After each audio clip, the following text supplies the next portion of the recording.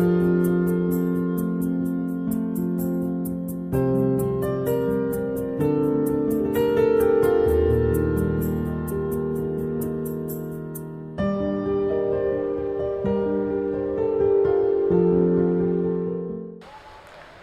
Morning students. चलो आज कुछ देखते हैं सॉलिड स्टेट्स के बारे में। मैटर क्या होता है? Anything that occupy space and have some mass, put resistance, okay, can be felt by our any sense of organ, है ना। मैटर का कितना स्टेट होता है? 3। आकाश, कौन कौन?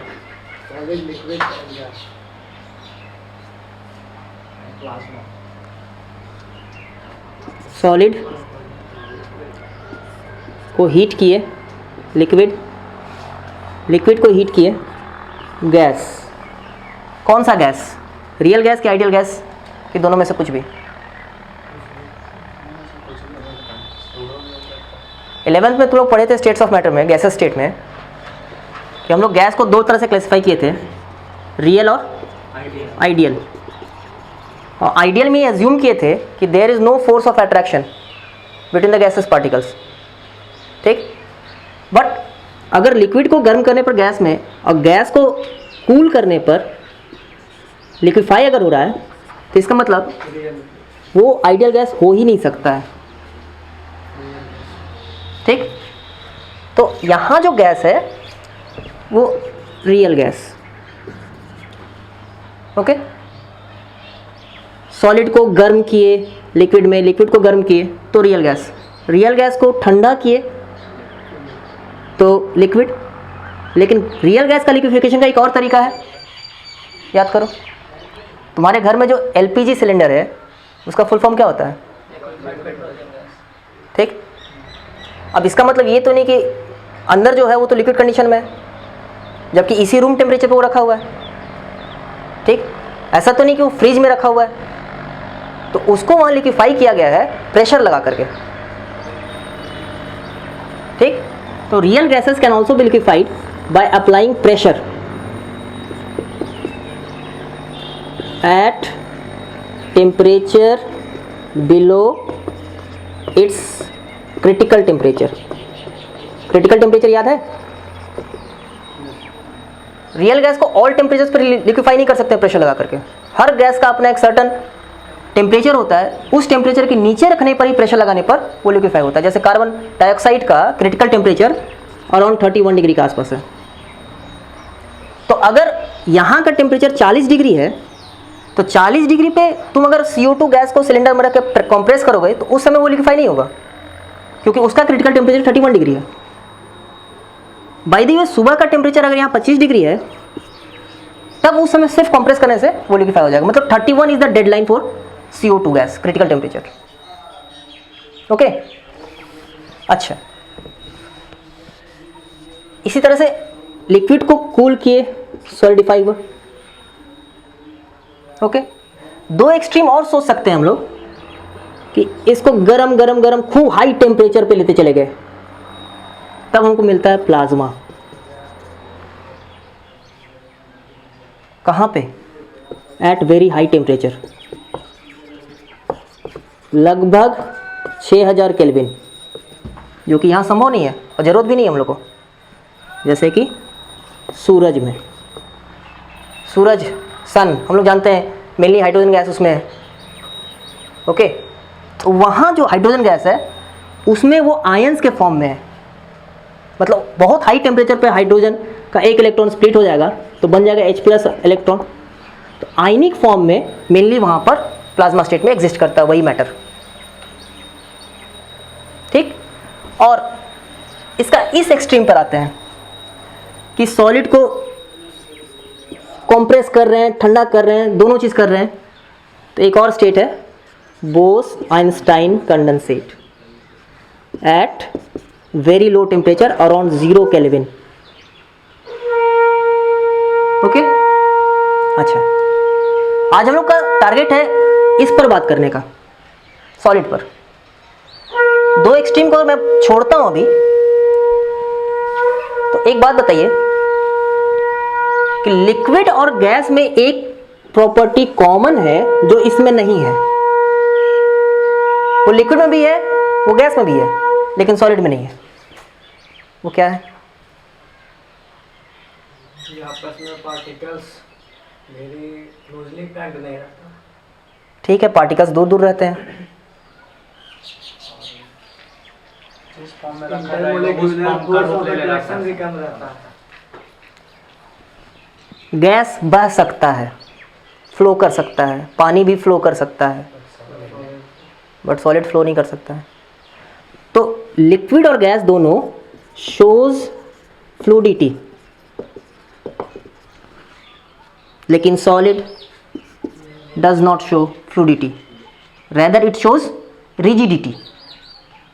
ठीक है, ये फ्लूइडिटी शो नहीं कर सकता है, शोज रिजिडिटी, ये रिजिड है, इसीलिए हार्ड एंड इनकम्प्रेसिबल है। पार्टिकल्स काफ़ी नज़दीक नज़दीक होते हैं। ओके, इसमें भी मोशन हो सकता है टेम्परेचर के कारण, बट वो motion only vibrational motion, they can only vibrate about their mean position. Okay, जैसे मान लिया कि सोडियम क्लोराइड का क्रिस्टल का बात करें तो प्लस माइनस इस तरह से मान लिया पैक्ड है, तो ये अपने पोजीशन से बस टेम्परेचर के कारण, थर्मल एनर्जी के कारण वाइब्रेट कर सकता है, फ्लो नहीं कर सकता है। ये वाइब्रेट कर सकता है। हाँ, टेम्परेचर कम कम करते जाओ, इसको भी थ्योरेटिकली अगर 0 के लेवल पे ले आओ तो इसमें थर्मल एनर्जी ना के बराबर हो गई, तभी उसका वाइब्रेशंस रुका। और इसको अगर गर्म करना शुरू किया, जैसे हम लोग रूम टेम्परेचर में भी है, तो यहाँ का टेम्परेचर 30 डिग्री सेंटीग्रेड के आसपास अगर है तो सफिशिएंट थर्मल एनर्जी के पास है, तो इस समय ये वाइब्रेट करेगा और वाइब्रेट करके डिसलोकेट भी हो सकता है। इसको हम लोग देखेंगे क्रिस्टल डिफेक्ट में, जो हम लोग का लास्ट टॉपिक रहेगा। Okay,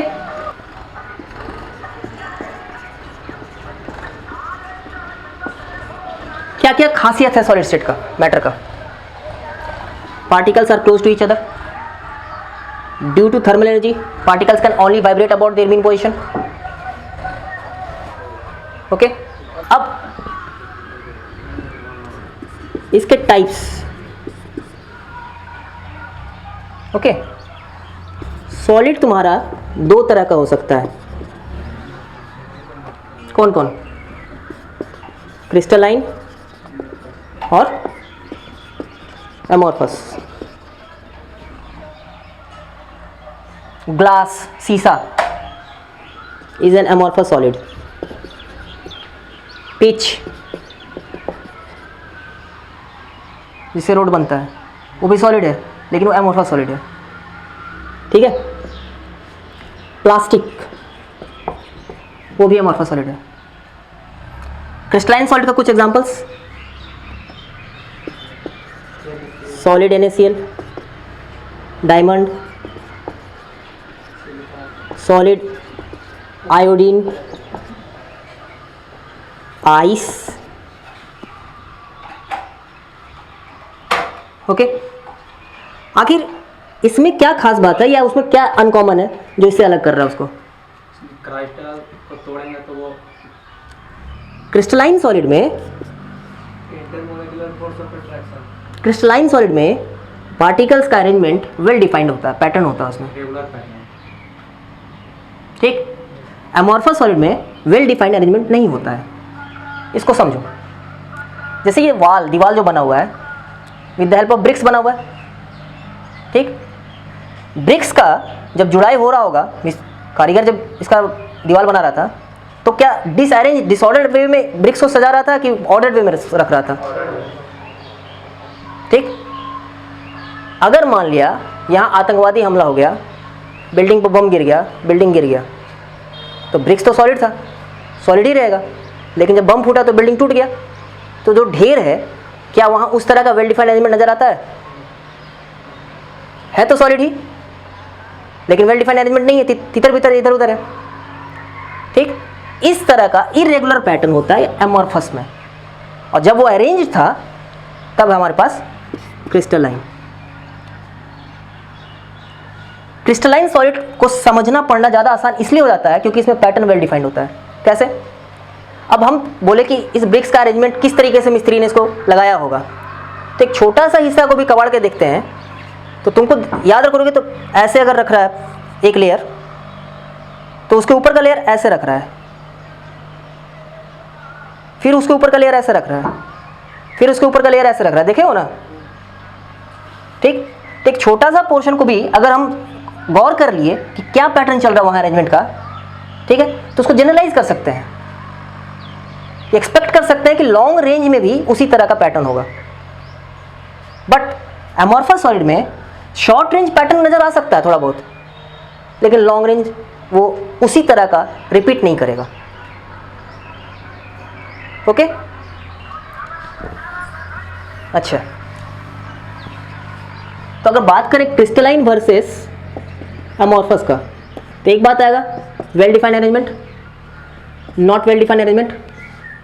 well defined arrangement in short range as well as long range, can have well defined arrangement in short range but not never in long range. Okay, sharp melting point, एक particular temperature उस solid की होगी melting point की, उस temperature पे आया सब एक साथ पिघल गया। जैसे आइस, आइस कितने पे पिघलता है? 0 डिग्री पे। ठीक, तो अगर फ्रीज़र में से आइस का क्यूब निकाले हो, सपोज फ्रीज़र में टेम्परेचर -2 डिग्री था, तो जैसे ही बाहर किए तो यहाँ तो बाहर का टेम्परेचर मच अब, बट वो जैसे ही -2 को 0 अचीव किया, एक साथ सब पानी बन जाएगा, और जब तक पूरा मेल्टिंग प्रोसेस नहीं हुआ तब तक उसका टेम्परेचर राइज नहीं करेगा। ठीक, बट इसमें क्या होता है, शार्प मेल्टिंग पॉइंट नहीं होता है। प्लास्टिक को गर्म किए पिघलाने के लिए सपोज, तो सब ऐसा नहीं कि एक पर्टिकुलर टेम्परेचर पर सब एक साथ पानी बन गया। जिस एरिया को ज़्यादा हीट मिला वो मुलायम होना शुरू हुआ, उसके बगल वाला थोड़ा कम मुलायम था, उधर थोड़ा दूर पे थोड़ा हार्ड था, इधर वाला जब लिक्विफाई होना शुरू किया तब इधर शुरू हुआ मुलायमियत बढ़ना, तो एक रेंज में पिघलता है, लेकिन इसकी मेल्टिंग पॉइंट शार्प होती है। ठीक, तीसरा सबसे इंपॉर्टेंट बात जो है कि ये पोजेस एनिसोट्रॉपी, ये पोजेस आइसोट्रॉपी। ये क्या है?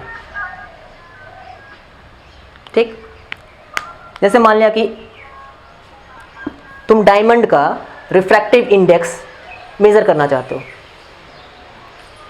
डायमंड एक क्रिस्टलाइन सॉलिड है, वर्सेस लैब में प्रिज्म का, जिस ग्लास का बना है, उसका रिफ्रैक्टिव इंडेक्स मेज़र करना चाहते हो। ओके, अब क्या है कि इसमें तो वेल डिफाइंड अरेंजमेंट है पार्टिकल्स का। ठीक, तो मान लिया कि 2 तरह के पार्टिकल से मिलके वो बना है।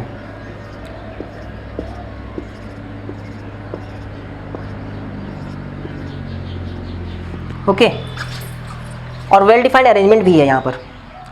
अब सपोज हम रिफ्रैक्टिव इंडेक्स मेजर करने के लिए लाइट एंटर करवाए इस डायरेक्शन से, वर्सेस वही रिफ्रैक्टिव इंडेक्स मेजर करने के लिए लाइट एंटर करवाए इस डायरेक्शन से। ठीक, इस डायरेक्शन से जब लाइट जा रहा है तो यहाँ उसको पहला ऑब्स्टेकल मिलता है 2 पार्टिकल्स का।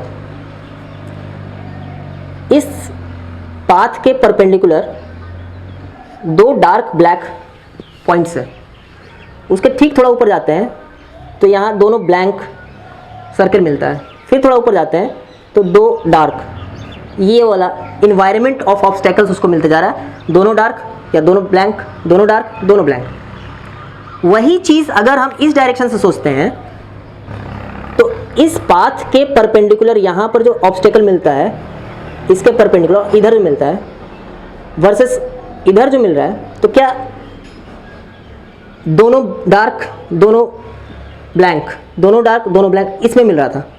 इसमें क्या देख रहे हो, dark blank, blank dark, dark blank, ऐसे हो जाए तो क्या सेम इन्वायरमेंट मिल रहा है दोनों तरफ से ऑब्स्टेकल्स का? समझना बात को कि इस डायरेक्शन से जब लाइट को पास करवा रहे हैं तो इस पाथ के परपेंडिकुलर इस पेन को लेके चलते हैं तो यहाँ पर एक ऑब्स्टेकल मिला दोनों डार्क का, उसके बाद थोड़ा ऊपर गए तो दोनों ब्लैंक मिला, उसके बाद थोड़ा और ऊपर गए तो दोनों डार्क मिला, उसके बाद थोड़ा ऊपर गए तो इसी लाइन के परपेंडिकुलर ये वाला पेन दोनों ब्लैंक मिला। वर्सेस जब ये पाथ से जब जा रहा था तब इस पाथ के परपेंडिकुलर यहाँ पर, ठीक, फिर थोड़ा ऊपर गए अल्टरनेट हो गया, फिर ऊपर गए, तो जिस तरह का इन्वायरमेंट इधर मिल रहा था क्या उसी तरह का इन्वायरमेंट इधर से मिल रहा है? ठीक, तो तुम्हारा जो वैल्यू होगा वो डिफरेंट आएगा कि नहीं? ठीक, इस बात को कहते हैं कि different value of measurement from different direction of measurement. मान लिया मेजरेबल प्रॉपर्टी रिफ्रैक्टिव इंडेक्स का वैल्यू इस डायरेक्शन से वर्सेस इस डायरेक्शन से अलग अलग आएगा। ओके, बट आइसोट्रॉपी का मतलब होता है कि अलग अलग डायरेक्शन ऑफ मेजरमेंट से सेम वैल्यू को आइसोट्रॉपी कह रहे हैं। अब मान लिया ग्लास है, तो ग्लास में तो इरेगुलर पैटर्न है, कोई रिपीटेशन तो नहीं है, तो जिस तरह का पजल्ड इन्वायरमेंट इस डायरेक्शन से मिल रहा है उसी तरह का पजल्ड इन्वायरमेंट उस तरह से ऑन एन एवरेज मिल जा रहा है। ठीक, तो लगभग on an average same type of puzzled environment of obstacles we get from different direction of measurement, hence we get overall same value of measurable properties such as refractive index in amorphous solid. But in crystalline solid we get different value of measurement from different direction of measurement. Okay, crystalline versus amorphous में एक और बात कि जैसे glass का mainly किससे बना रहता है? ग्लास, शीशा, सिलिका, उसका मोनोमर है SiO2 जिसका रिपीटेशन हो रहा है। ठीक है, बहुत सारे सॉलिड का दोनों फॉर्म में एग्जिस्ट कर सकता है, डिपेंड करता है कि हम उसको कूल कैसे कर रहे हैं। जैसे मान लो कि ग्लास को जो कि सॉलिड है हीट किए, पिघला दिए, लिक्विड फॉर्म में ले आए। अब लिक्विड फॉर्म को ठंडा करेंगे तो सॉलिड फॉर्म में आएगा। अब डिपेंड करेगा कि लिक्विड फॉर्म को बहुत स्लोली कूल कर रहे हैं कि रैपिडली कूल कर रहे हैं। ठीक, याद करो क्रिस्टलाइन में वेल डिफाइंड अरेंजमेंट था। वेल डिफाइंड अरेंजमेंट होने में वर्सेस जैसे तैसे अरेंज होने में किसमें जल्दी हो जाएगा? वेल डिफाइंड अरेंजमेंट जल्दी होता है कि जैसे तैसे अरेंजमेंट जल्दी हो जाएगा? मान लिया हम क्लास के बाहर चले गए, तुम लोग आपस में बात करना शुरू किए, इधर उधर मूव करना शुरू किए, उसके बाद अचानक से हम आए और हम मान लिया बहुत बिगड़ैल टीचर हैं, हमसे खौफ खाते हो तुम लोग, तो अचानक से जैसे ही हम आ जाएंगे तुम क्या करोगे? जहाँ तहाँ जैसे ही बैठ जाओगे, कोई किताब कोई कॉपी खोल लोगे। वर्सेस हम बहुत अच्छे आदमी हैं, हम आए, तुमको समझते हैं हम, तुम ठीक है, हम नहीं थे तो बात कर रहे थे, हम आए तो तुम अपने समय जगह पे गए, वो अपने जगह पे गया, जो सब्जेक्ट है वो सब्जेक्ट का किताब खोले, तो उसमें टाइम लग रहा है। ठीक, वेल डिफाइंड अरेंजमेंट होने में मतलब क्रिस्टलाइन होने में टाइम लगेगा, जैसे तैसे होने में टाइम नहीं लगेगा। अब लिक्विड को वेरी स्लो कूलिंग किए तो कौन सा फॉर्म आना चाहिए? क्रिस्टलाइन। तो slow cooling will gives us crystalline form known as quartz, और rapid cooling gives us glass. तो यही मोनोमर SiO2 का लिक्विड फॉर्म, इसका लिक्विड फॉर्म का रैपिड कूलिंग क्या दे देगा? ग्लास। और इसका वेरी स्लो कूलिंग क्या देगा? क्वार्ट्ज। दोनों में तो SiO2 का ही मोनोमर है, लेकिन डिपेंड करता है रेट ऑफ कूलिंग क्या है। ओके।